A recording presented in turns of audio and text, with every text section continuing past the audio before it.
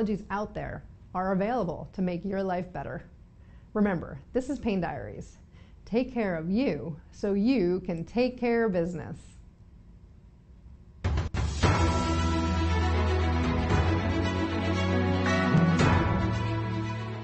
This has been a NowMedia Television feature presentation. All rights reserved.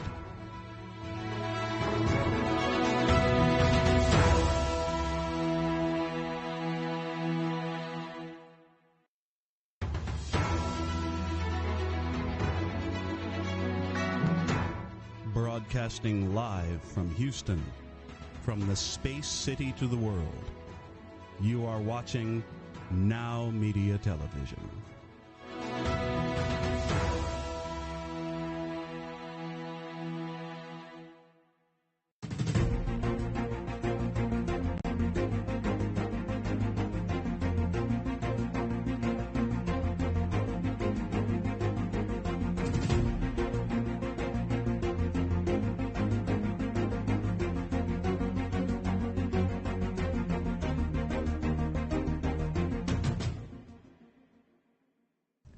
Hi, welcome to Biz Talk TV. I'm your business host and guide, Michael Rager, here on the NowMedia Television networks. I'm telling you, what a week it's been.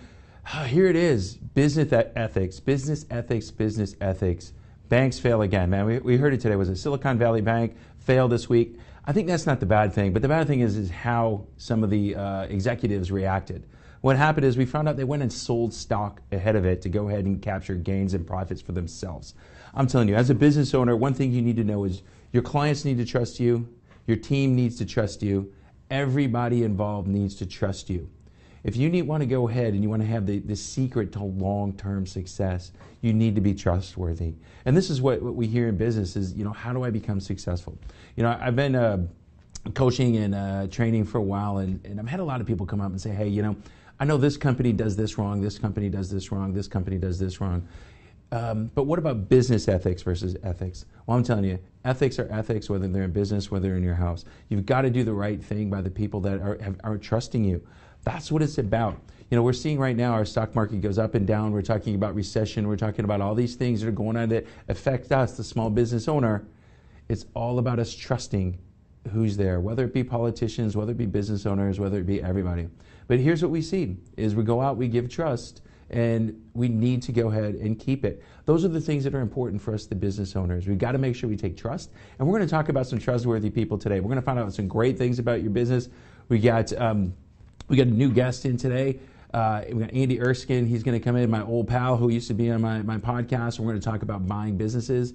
We've got David Murphy coming in. We have got Leo Simpson. And we got a new guest, Michelle, who's got a new show on real estate here on Biz Talk TV. So we're going to be back right after this. We're going to go out there. We're going to teach you how to be the most ethical and trustworthy business owner that you can possibly be. We're going to be right back right after this here on NowMedia TV.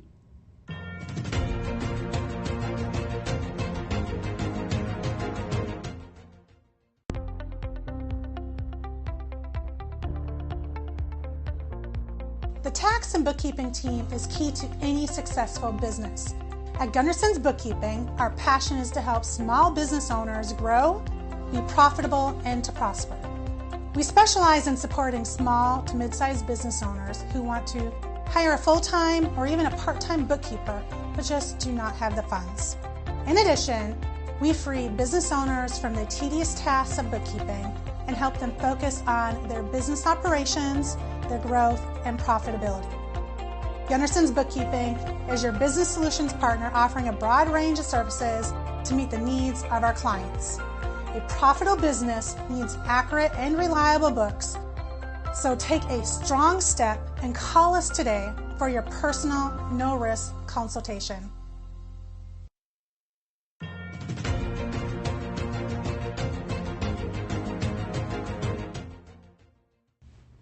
Hey, welcome back to Biz Talk TV. I'm your business guide and host, Michael Rager, and my new friend, Michelle Briggs. We found out before we even got in here, we're literally neighbors. We live about 800 feet from each other. Exactly, literally. That's what happens when you start talking to people before you get here. So, Michelle, you're in the real estate industry. Tell us a little bit about your business and what you specialize in. Great. Well, Michael, as a realtor in the Heights area, that's where I live, right? We're neighbors. We're in the Heights area. However, I do have clients throughout the Houston metropolitan area. And as a realtor, I've over 2 decades in the real estate industry. So I bring value to my clients, not only inside of what it looks like to look at homes, buy homes, and identify what their needs are. It's also that really the piece of understanding the earnest money contract and really knowing how to explain that. And through the process, and really helping them through the process and assisting them on exactly what it looks like to buy or sell. I love what I do. Being a part of home ownership on a daily basis is what led me into stepping and becoming a realtor. Well, what's going on in the market right now? I mean, it was really a seller's market for a while. Yes. Now it's, what's going on in the Houston market right now? Well, right now we're stabilizing, right? So the beauty of it is that we are getting to the point now where you really want to be balanced. When we talk about being stable, you don't want it to be a seller's market. You don't want it to be a buyer's market. And we always, or I say always, we tend in our market to lean one way or the other. We just came out of a seller's market.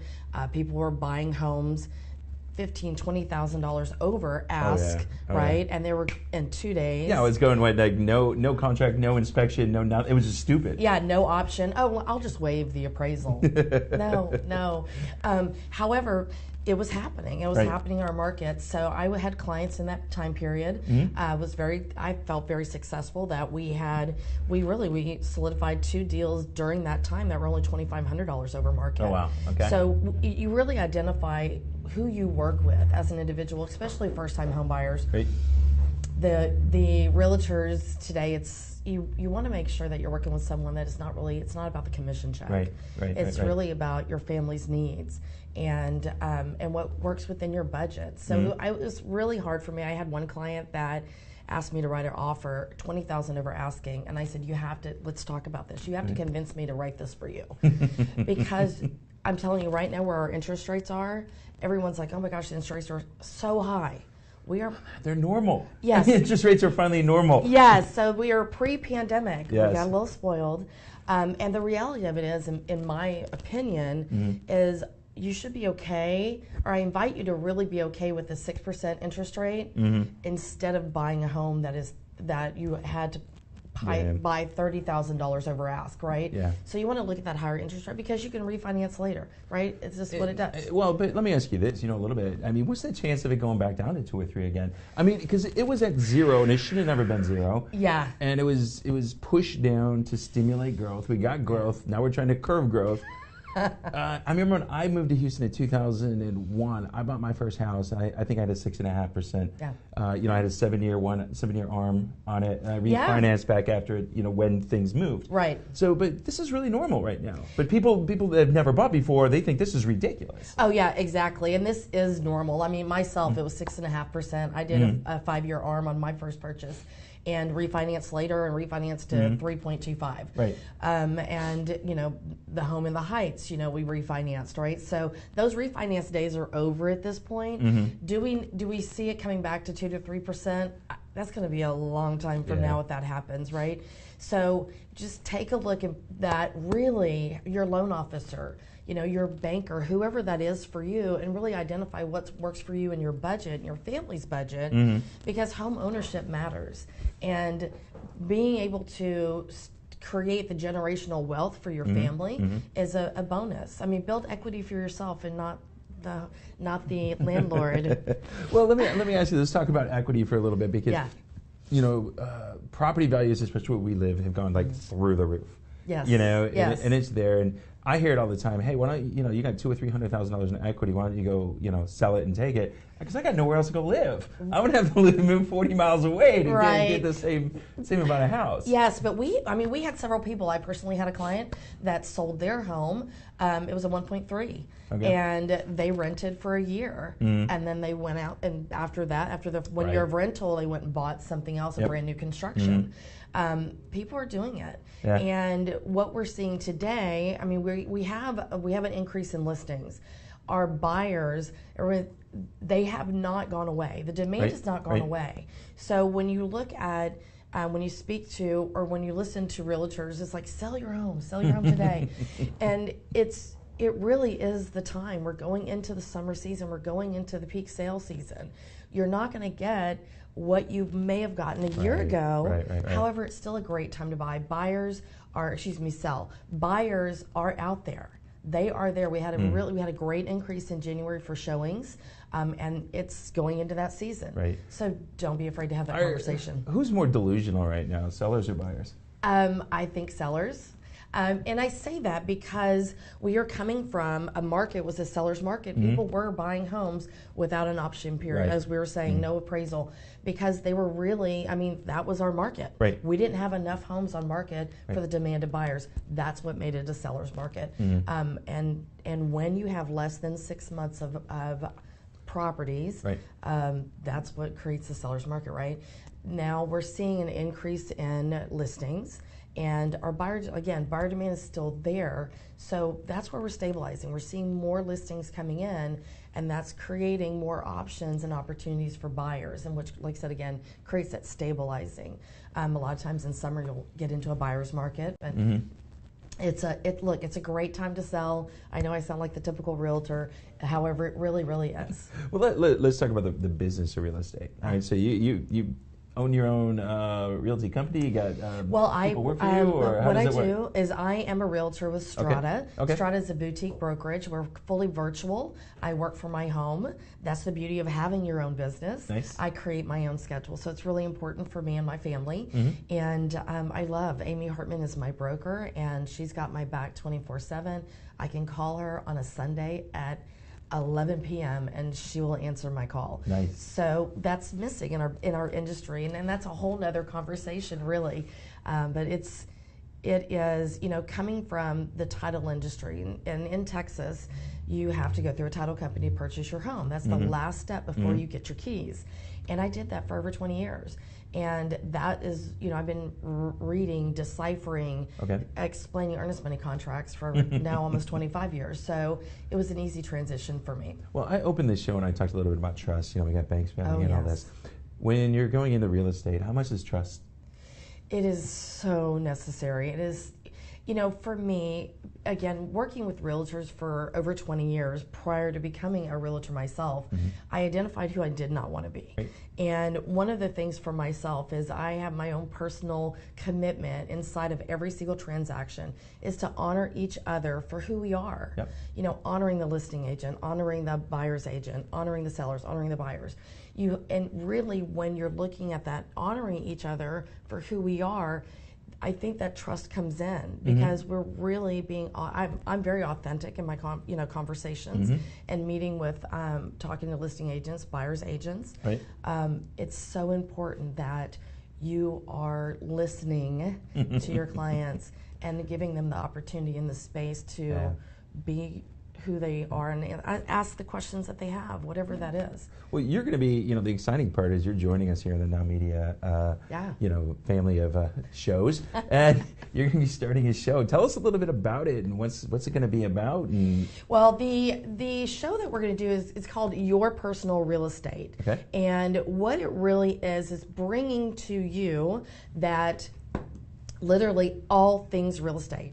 It's understanding the selling process, buying process, how to improve your home. We need to talk about remodeling and renovations. Yep. A lot of sellers right now in this market are remodeling or renovating their homes instead of selling. Right. So there's so many experts that we have lined up that's going to go through the process, talk about buying, selling, investing, mortgages, what is going on with the interest rates in our market today. So we, from your luxury penthouses to your single family homes, first time buyers. So I'm excited about it and being able to bring that information and education because that is so important and part of what's missing in our industry today. so when's it going to air in?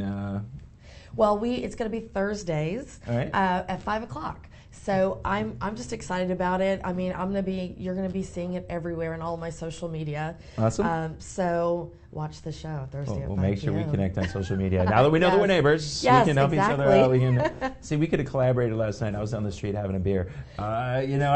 See, it could have been just very easy. I needed that. That's one of the easy things. Well, I was at rodeo last night. We had a ton of fun. Kenny Chesney. Everybody, I think every woman in Houston was at rodeo last night to see Kenny Chesney. Well, you know, it was well known because at the place I was at there was nothing but dudes. So it's gonna get there. So, well, he has a place in St. John, and I'm originally from St. Thomas, Virgin Islands. Okay. So he's like my neighbor. Your neighbor. There you go. In Island.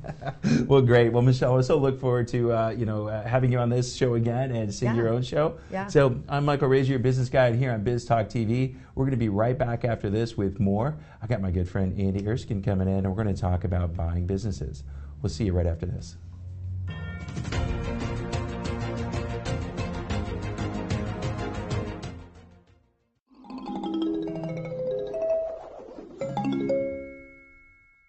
If you have the perfect health insurance plan and you don't want to save any money, you might want to stop listening now. However, if you are like the rest of us who know that the #1 cause of bankruptcy is unexpected medical costs due to subpar coverage, you really want to listen closely. Even if you owe 20% of your medical costs for a large claim, like cancer or a bad accident, it will wipe out the wealth you have worked for your entire career. That's why when it comes to choosing health insurance, it's important to get the right coverage for you and your family. I'm April Clark with Clark Health Insurance. My mission and passion is to simplify the process for small business owners, families, and self-employed individuals. Protect your health and start saving money on your insurance today.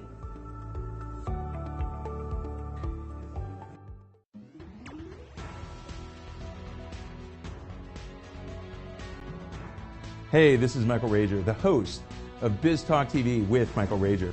Make sure you join us every day, 5 p.m. Central Time on all Now Media channels and social media platforms.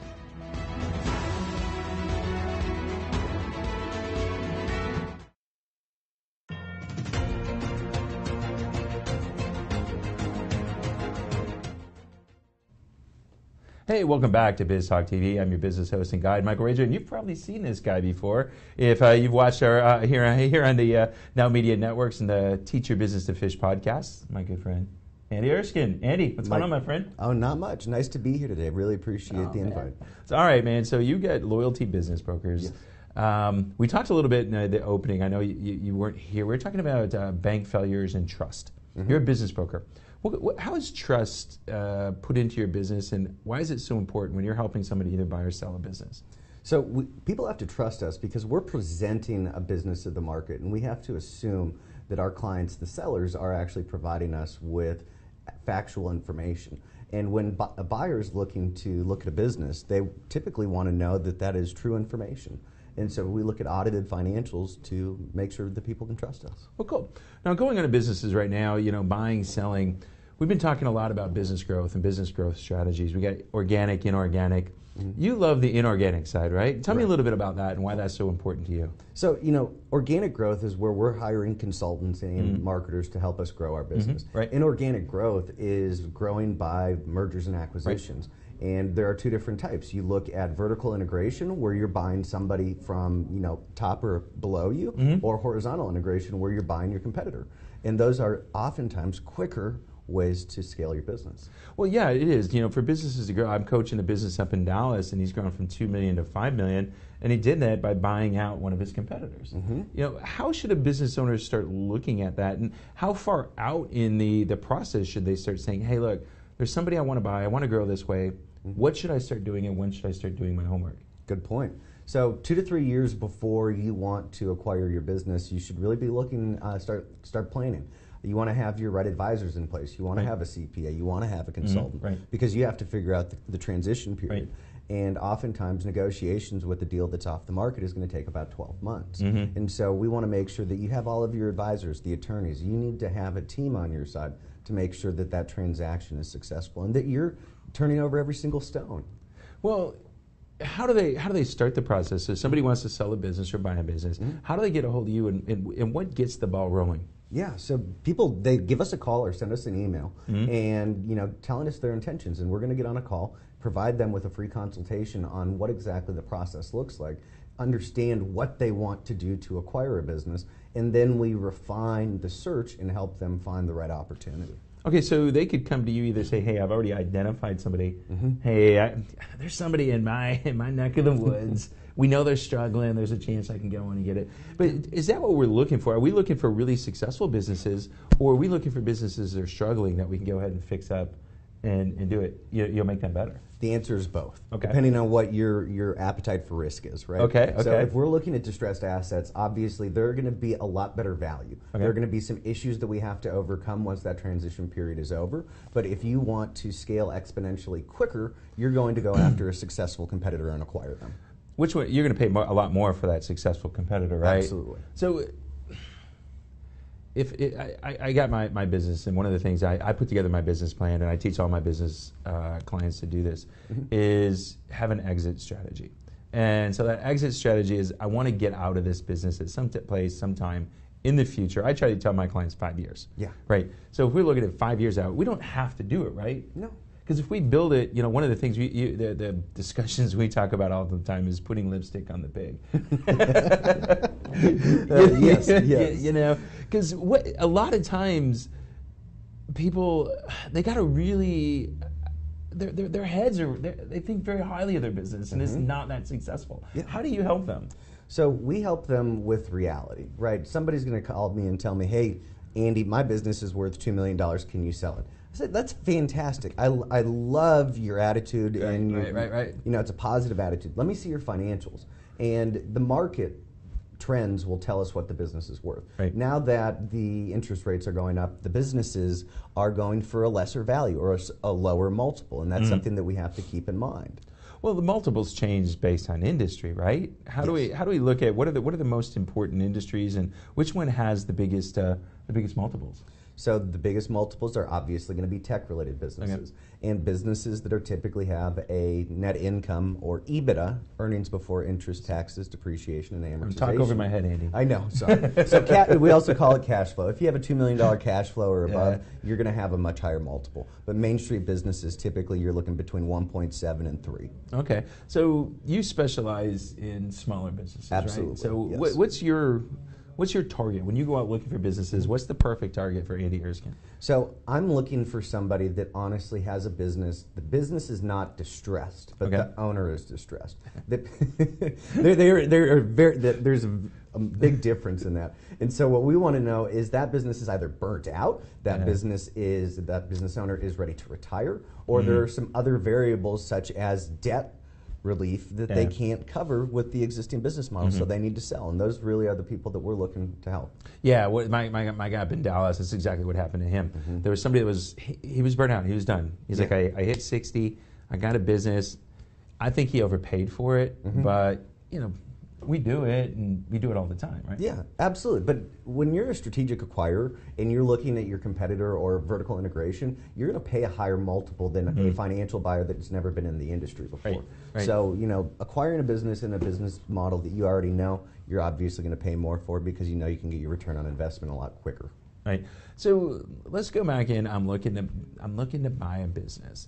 I mean, where do I go? I go to the yellow pages and find out. Start looking for people that are looking to sell. How do I go find businesses that are for sale? That's a good question. So the internet is the best place for you to be, and whether it's social media, there are business websites out there. BizBuySell.com. There are a lot. That's the biggest one. There's a lot of others out there. Right. And then also social media. There are groups on there where business owners only sell their businesses. And you can also reach out to a business broker like us or any other business brokers because they may have opportunities on their website that are not being shared to the wider public. Well, everybody doesn't always know that. You don't want it public that you're looking to sell the business, right? Right. Because there's a lot of things that you want to make happen. If you got key employees, you don't want them bolting. Right. Absolutely. And some of the things that we hear about businesses and selling and buying is, I'm looking to sell my business and I really want to retire. Andy, I don't want to come and stay for 3 years and fix them up. What do I need to do to make that business sellable so I don't have to stay there forever? Well, hire an advisor, somebody that knows how to do this, like Mike, because at the end of the day, you get things done quicker when you have a third-party expert come into your business and clean things up. Well, it's process, right? It's we process. got to have documented systems and processes because we know how to success. Yeah. If you, the business owner, has everything in your head, your head's not for sale. No, but I can tell you, a majority of our clients, the standard operating procedure is in their head, and that creates a lower valuation for the business when it goes to sell. Yeah. Actually, I was at an event one day, and it was for a CPA firm. They had a guy that sold this business, and this guy was talking, and he told the story. He says, I was on the 15th green at this local country club, and the last thing I remember was lining up my putt. 3 days later, I woke up in the hospital, attached to all kinds of machines. He goes, I had a massive heart attack, didn't know anything was coming. And he goes, I sat there and I realized that nothing in my business was documented. If I would have died that day, my family would have been screwed, my partners would have been screwed, my employees would have been screwed, my customers would have been screwed. Absolutely. So when we go looking at a business, what is the most important thing that they have to do? So standard operating procedures, you have to remove yourself from the business as a business owner. If you go to die, we have actually had a very similar experience. It was closing day, and client had passed away that morning. Unfortunately, everything in that business was in the client's head. The wife had no idea how to do the business. So you need to document those procedures. You need to delegate anything and everything within the business that generates revenue. And I understand that a lot of business owners, entrepreneurs, don't like to give up control, but the most successful ones give up control. Yeah, one of my mentors, my early mentors when I got into business coaching, he said a successful business is a commercial, profitable enterprise that works without you. Absolutely. The more you get yourself out of the business, the more valuable it is. Absolutely, yeah. And there's a lot of reasons why you do that. And you talk about exit strategy, right? And planning. So we want to make sure exit strategy is a very broad word. Some people that are watching this might think that means, oh, I'm going to sell my business. No, it could mean that you're actually going to sell it to your son, your family members. It might be that you're going to do an employee stock option plan and sell it to your employees. Or there's multiple different ways to do it, but an exit plan is a plan for the future. Well, but the thing is also correct me if I'm wrong, is about 90% of business owners or businesses don't sell because they want to, they sell because they have to. Yes. That is very true. And so what we got to do is we got to put that business in the best possible place to be sold at any moment. Yeah. And another industry statistic that would scare most people is only 20% of businesses that are listed on the market actually sell. And the main reason is because the business is dependent on the owner. The more that you can get yourself out of the business, the more sellable your asset is. Well, this has been fun, Andy. I really like it. Tell people how to get a hold of you. Yeah, so you can reach us at 713-400-7663 or loyaltybusinessbrokers.com. You can reach any of our offices here in Houston, Florida, New Jersey, or New York. Feel free to give us a call. We look forward to talking. Well, one of the fun things, if you watched Andy and I in the past, we are dressed very differently than we usually were. We used to be dressed in our fishing shirts and everything, and it's going to be coming out. We're going to try to set it up this week, but we're going to be doing a weekend trip getaway to Venice, Louisiana. We're going to go catch some tuna fish. And just imagine if you're a person that's potentially looking to buy or sell a business the next 2 to 3 years, to go spend 2 days, 3 days on a boat with these two, and talk about business and catch the big fish. And if you know Andy and I, there's lots of beers to be drunk too. So it's a lot of it. It's a good time. So any last thing you want to share with our viewers out there on selling or buying a business? When you get ready to sell your business, there's a lot of things that you need to consider. You need to make sure that your taxes are paid. You need to make sure that you have a CPA, that you have a bookkeeper, that you have an attorney, that you have truly an estate plan. There needs to be something in the will where the business can transfer if you, for some unfortunate reason, die, that business doesn't have to go to probate, but it can go to your team or it can go to your family members to make sure that transaction can happen. Yeah, we're doing that right now. Whiteboards and Whiskey, my partner in Australia, we're writing up the documents. If anything happens to me, he can buy it, pay my son. Absolutely. And my son can either join or come whatever he wants to do. Yeah. So Andy, thanks, man. Thank you. All right, buddy. We're gonna go catch some fish and drink some beers. So you guys got to stay tuned and figure that out. But if you want to know more about that, look me up on Michael at teachyourbusinesstofish.com, and we'll get it. It's gonna be all over social media in the next week. So I'm Michael Rager, your business guide here on Biz Talk TV, the NowMedia Television Networks. We're going to see you right after this.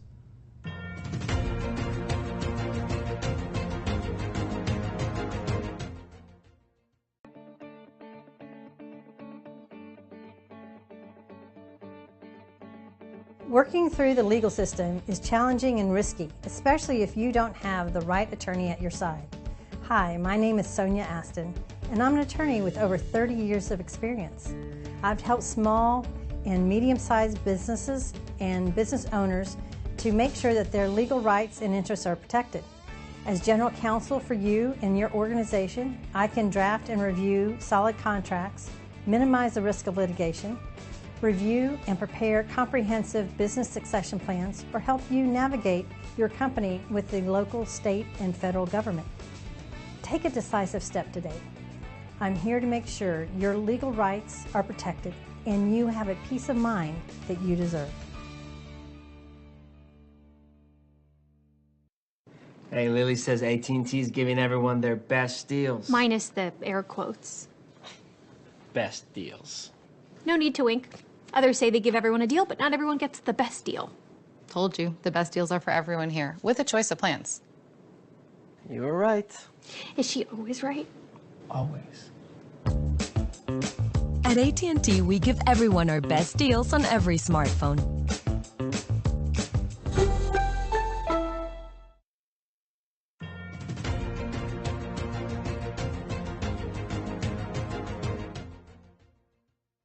Hey, welcome back to Biz Talk TV. I'm your business host and guide, Michael Rager, here on the NowMedia Television Networks. I got my good friend David Murphy with us. David, how are you today, my friend? I am wonderful, Michael. Good morning. How's life out in Idaho? Oh, it's beautiful. We have sunshiny skies and snow on the mountains. All right, well, it was sunshiny and beautiful for the last 2 weeks, and it's getting cold again. It's that, and I don't know if you got it out there, if you remember, it's tree mating season, so the pollens are flying, my friend. So I was talking to a buddy back in Houston a couple days ago, and he said his allergies were killing him. Oh, it was bad. It was bad. All right, Matt, we're going to talk today about businesses and raising capital and how it affects equity. So David, based on business structure, how does the capital raise affect each different types of business structure out there? Okay. Well, in general, the type of entity you are is going to relegate how you raise capital through your equity solicitations. Obviously, any entity can take on debt, and when you're starting a business on a kitchen table like most of us do, the first line of defense is your own funds and then friends and family loans. But once you get up and running and you're trying to raise some capital, maybe going to the next stage, depending on what type of entity you are is going to determine how you're able to sell that equity and what that means to the people you're in business with. If you're looking at a limited partnership structure, those investors are the quote unquote limited partners. The general partner runs the business, but the limited partners are the equity driver.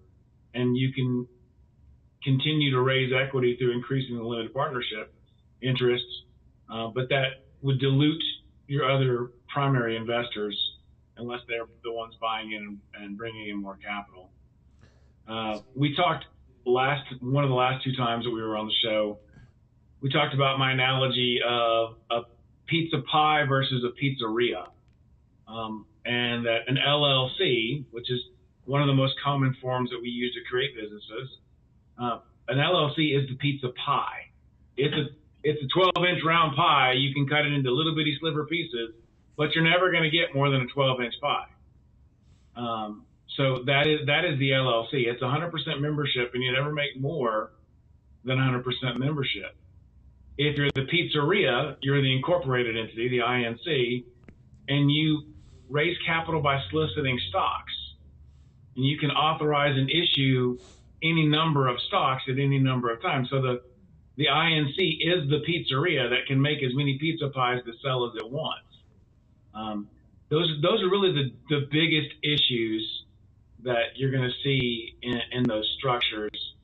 The INC and the LLP have a little bit more flexibility as far as bringing on additional investors than the LLC, but you can make anything work as you need it to.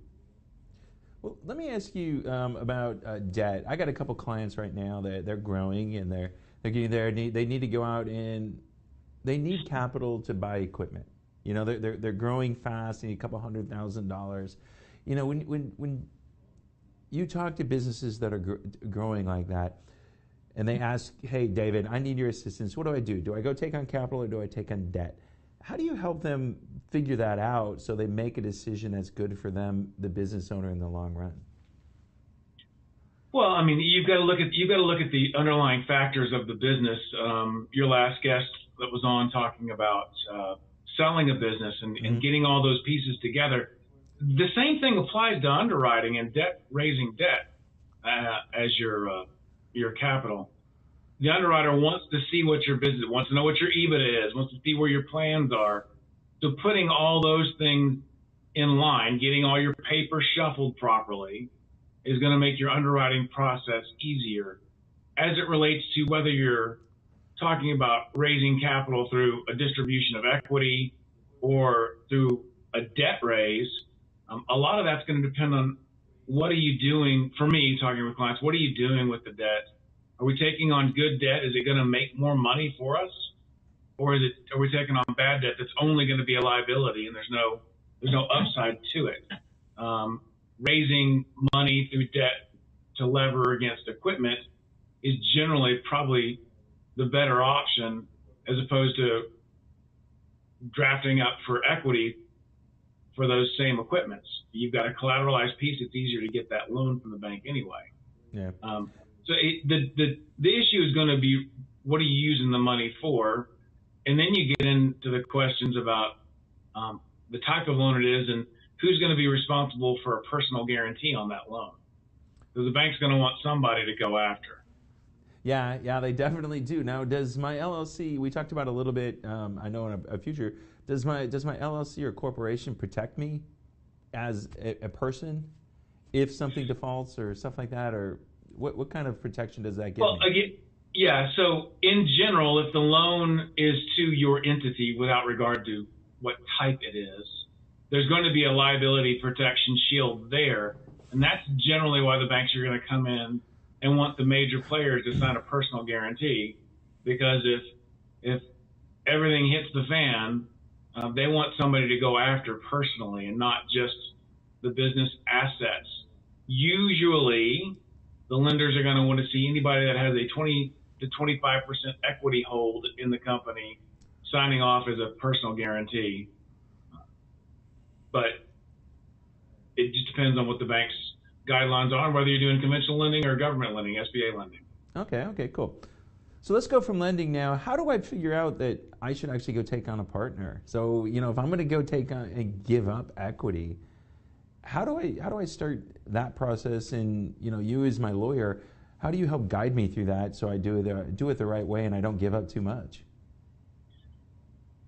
Well, when you're looking at raising, if you're looking purely at raising capital, then depending on where your incomes are, it determines what type of risk you are, and therefore, if you're dealing with an angel investor or some sort of other private investor, the less risk they see, the less equity they're going to demand. If you're talking about raising capital and bringing on another active member in the business, then we're going to talk about what is that person bringing to your business? How are they benefiting you? What characteristics and qualities do they have that you don't to benefit that business? And then number two, you know, where are your documents? Do you have everything squared away? Do you have buy-sell agreements? Do you have clawback provisions? What does your operating agreements look like? Whether you're, again, without regard to what type of entity you are. Because before you bring somebody else into the business, it's always easier to get your documents in order when there's one person saying yes, as opposed to trying to get another party to agree with you. Yeah, that's a really tough thing. I know for sure. We got some new things going on in our business. You know, doing that, and it started out as a partnership. You know, it's like, hey, let's join this together, and we're trying to as we talk about it, avoid the business divorce, right?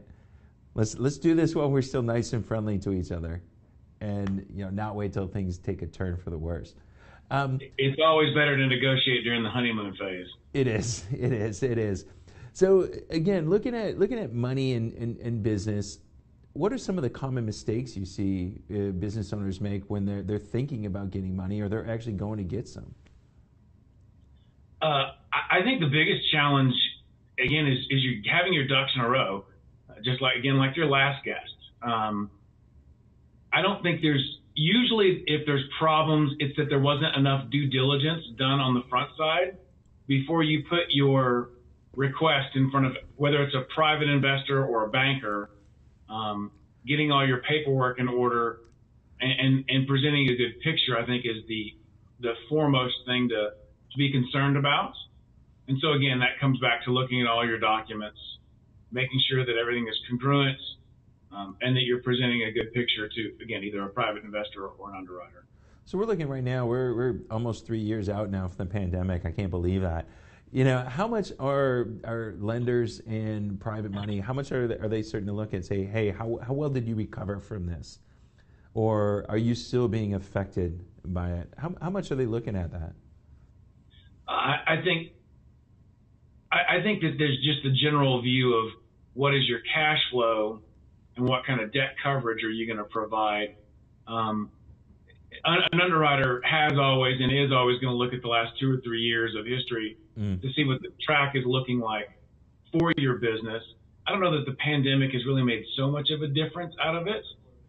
Although I'm working on a business transaction for a client right now and reviewing financials, it's amazing what the difference was between the pandemic year and the year following it. The increase in sales is almost triple. Yeah. So you've got to take that into consideration and realize that that was an environmental, economic issue and not just a huge jump in the growth of the business. Yeah, cool. Well, Dave, we got about a minute left. Tell people how they get a hold of you and they want to talk to you and sit down and have you help them, do whatever they need to do for their business. Sure, thank you. David Murphy, Murphy & Associates. You can find us on the web at murphyslaw.com. There's our webpage. Thank you. You can reach us at the office at 281-475-2022. And you can always catch us on the email firm@murphyslawpllc.com.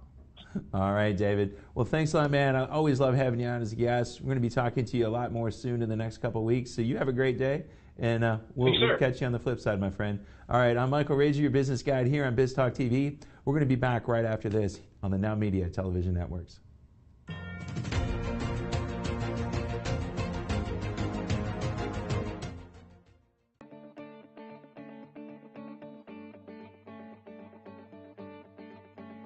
Working through the legal system is challenging and risky, especially if you don't have the right attorney at your side.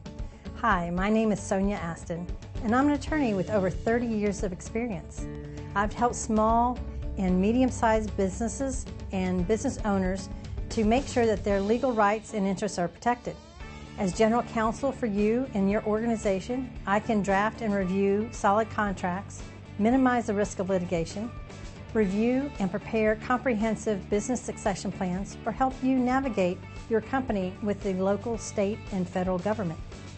Take a decisive step today. I'm here to make sure your legal rights are protected and you have a peace of mind that you deserve. Hey, Lily says AT&T's giving everyone their best deals. Minus the air quotes. Best deals. No need to wink. Others say they give everyone a deal, but not everyone gets the best deal. Told you, the best deals are for everyone here, with a choice of plans. You were right. Is she always right? Always. At AT&T, we give everyone our best deals on every smartphone.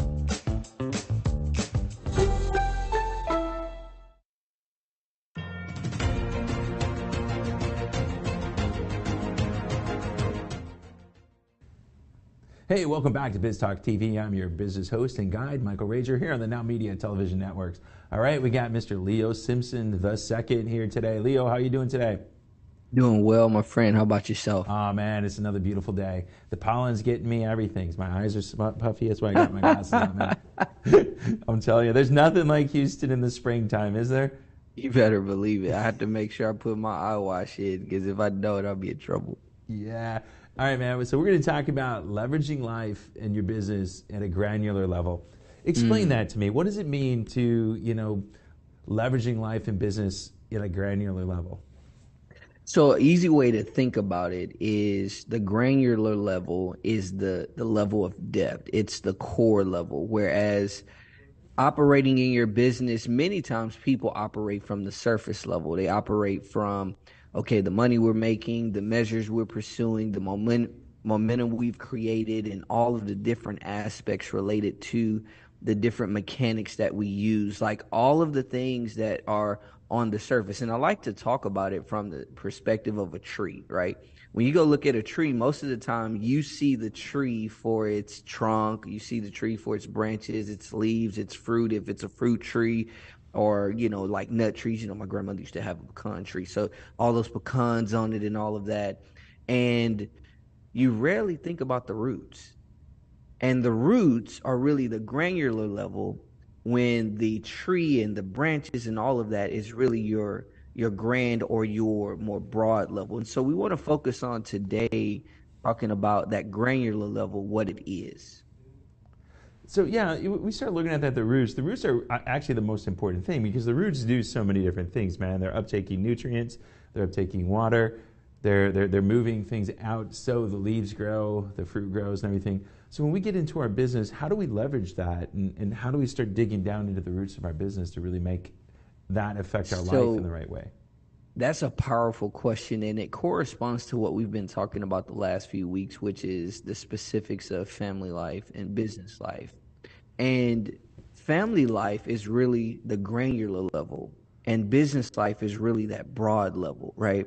And so a lot of times we have a comfort of being most excellent, most prepared, most engaged in our business endeavors, investing in the training, the opportunities, the development, and all those different things, and not really giving the same focus, not necessarily the same funds, because the same funds are not necessarily needed to grow business as it is to really advance family life, but the same focus in the family life in order to position yourself to be able to have this well-oiled reciprocal effect between both of them. And this kind of goes back to where we talked about the relationship between family life and business life last week.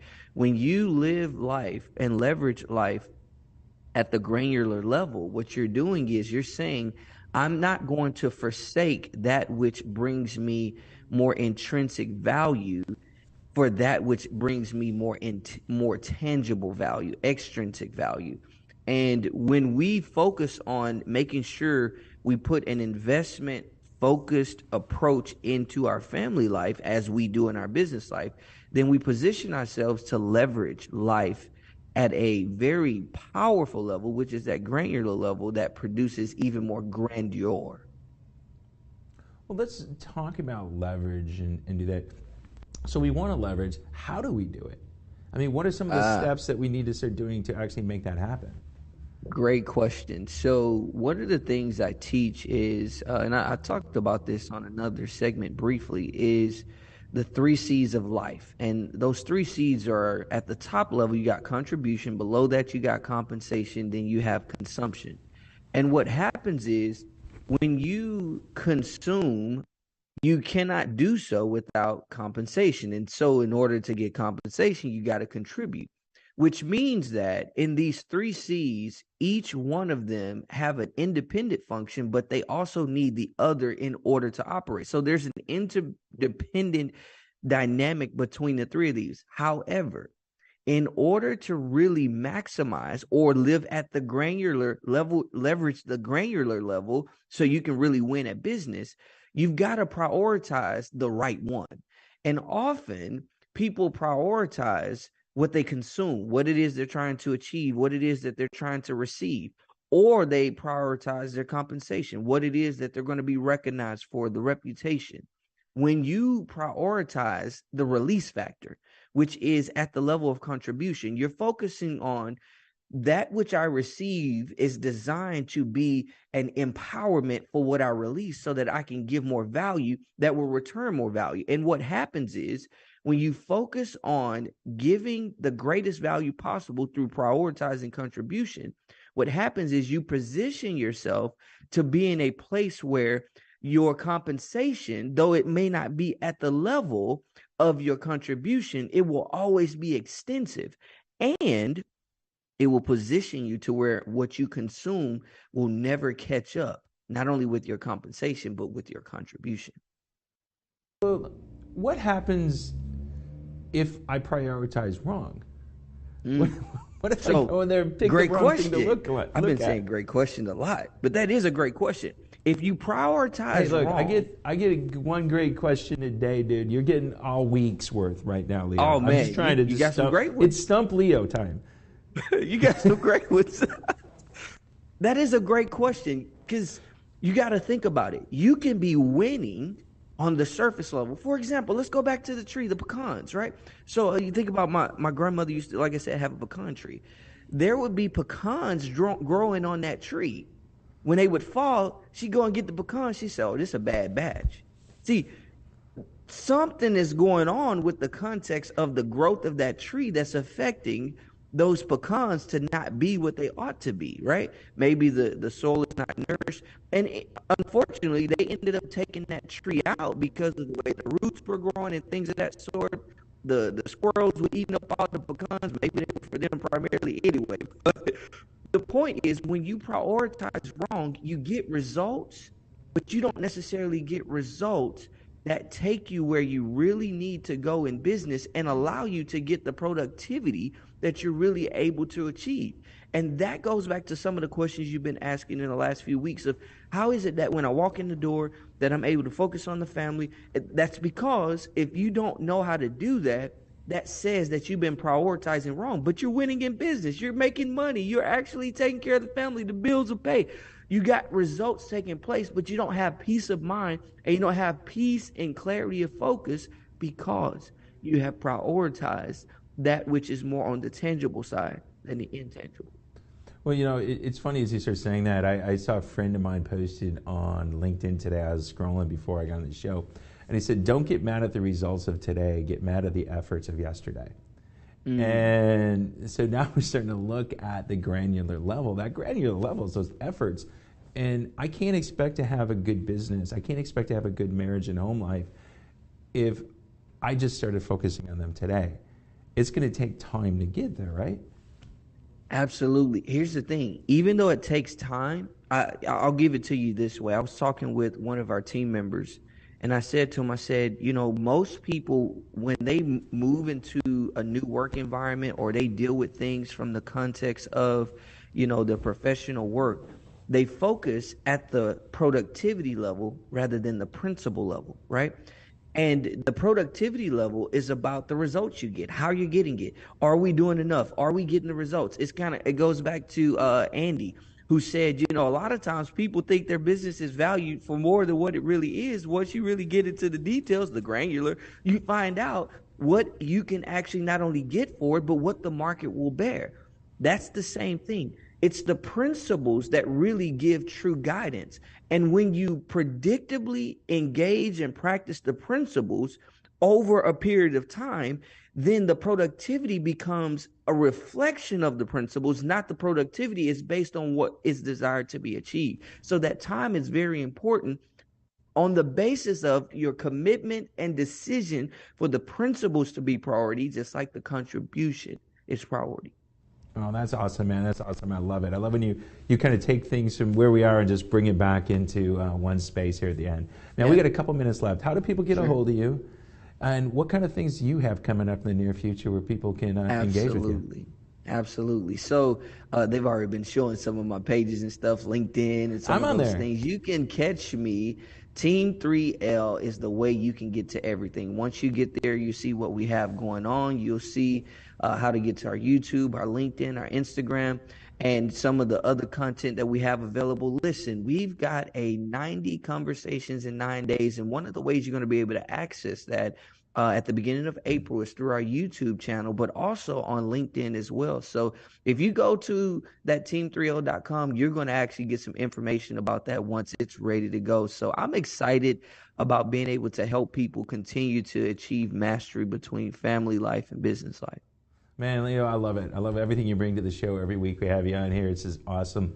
You know, the things that you're helping us do is put together a solid foundation of, you know, business and home life, and how to keep the two together, how to separate them when we need to, but make sure it all takes us to the right place that we need to be, and, you know, live the life that we want to live. So, man, I really appreciate you, and I'm glad you're a contributor with us, my friend.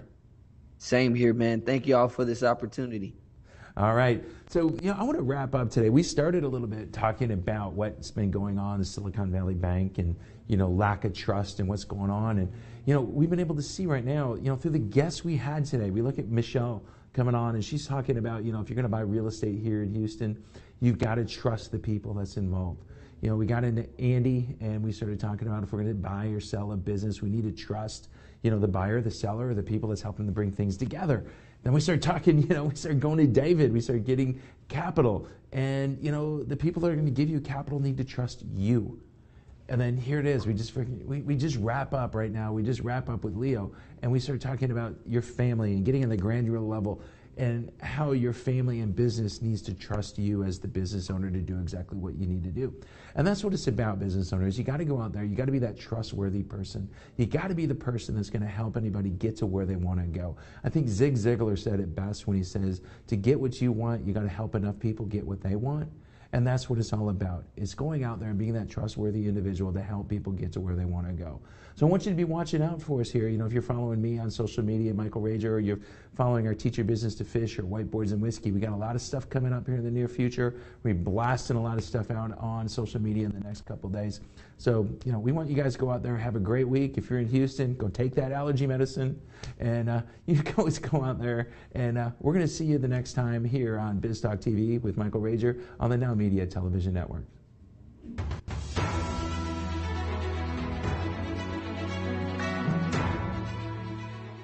This has been a NowMedia Television feature presentation. All rights reserved.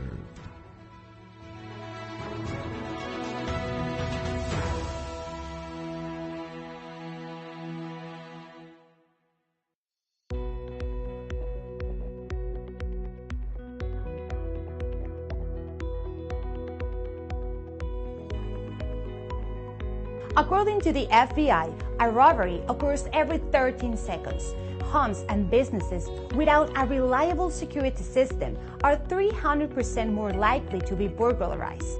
Alert 360 provides custom-tailored rock-solid security solutions to residential and commercial customers. Whether it's home security, fire and carbon monoxide detection, flood protection, connected senior care, managed video surveillance solutions, 24/7 alarm monitoring, and life safety, Alert 360 is your ideal solution.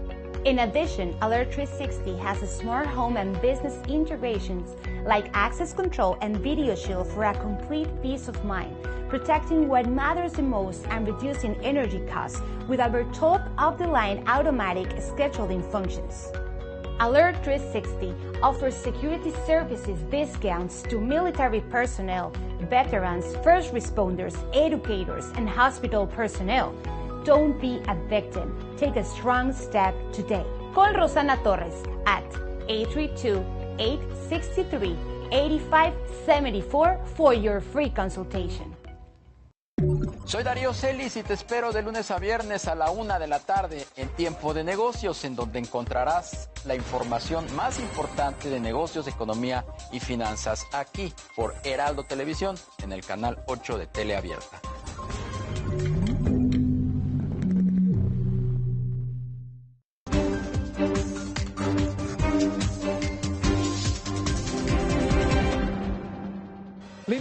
Le invita a su servidor Javier Solórzano a que todas las noches en Heraldo Televisión esté con nosotros entre las 21 horas y las 22 horas del centro en Referente. Estamos informando, tratando de que usted tenga todas las piezas de este rompecabezas informativo cotidiano a través de Referente. Lo esperamos, Heraldo Televisión, Referente, 21 a 22 horas, Javier Solórzano.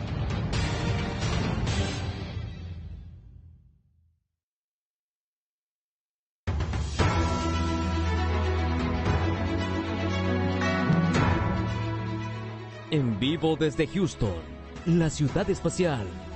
Esto es NowMedia Televisión.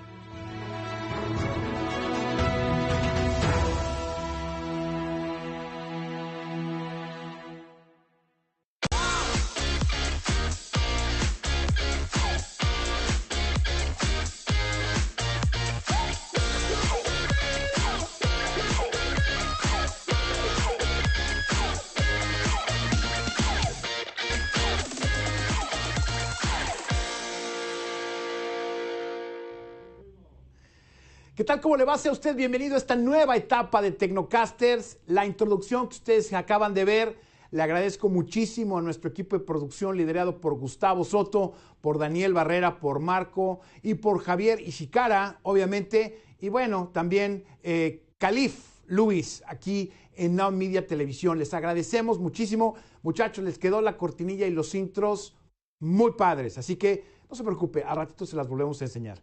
Le recordamos que usted puede ver este programa, Tecnocasters, a través de NowMedia Televisión y NowMedia Radio en los siguientes canales. En Houston, nuestro canal 21, en Beaumont, el canal 27, en Atlanta, el canal 22, NowMedia Televisión, canal 22, en Lake Charles, el canal 14, en Call Station, el canal 14, y le damos la bienvenida a nuestros nuevos canales, que es NowMedia Eagle Pass, canal 24, NowMedia Piedras Negras, México, canal 24, y obviamente nos